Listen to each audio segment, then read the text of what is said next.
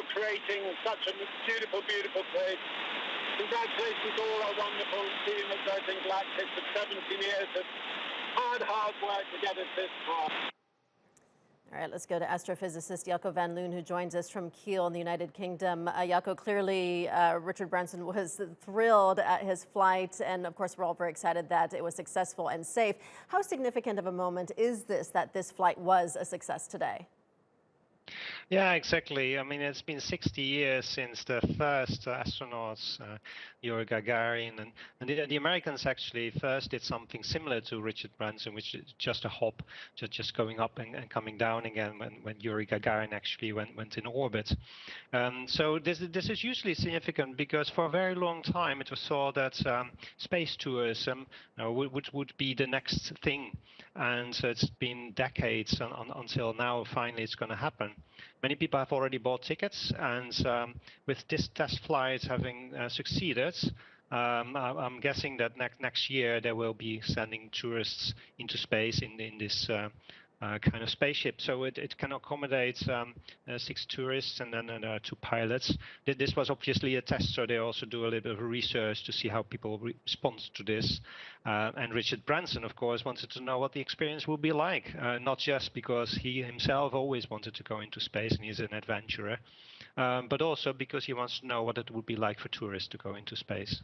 You know, as you said, it was just a hop skip really for him. Branson went to the edge of space, and I know some people are saying, okay, it wasn't really quite into space. I mean, how much difference is there really in travel between suborbital and orbital spaceflight?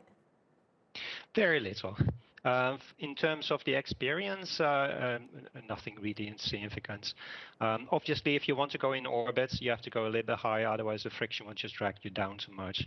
But in terms of the weightlessness and the views of the Earth, whether you go up to 80 kilometers, as Richard Branson did, or 100, which is the international official line, the Kármán line, that really doesn't matter so much.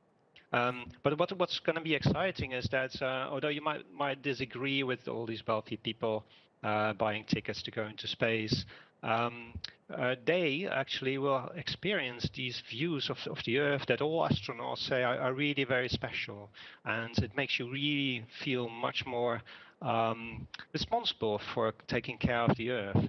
And so when these wealthy people come down, the hope is that they will then also do a lot of work to make the planets livable for everybody.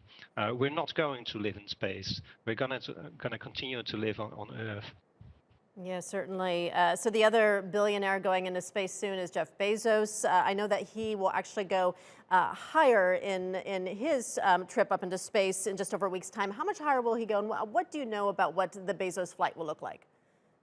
Yeah, so he will reach the von Kármán line, so 100 kilometers up.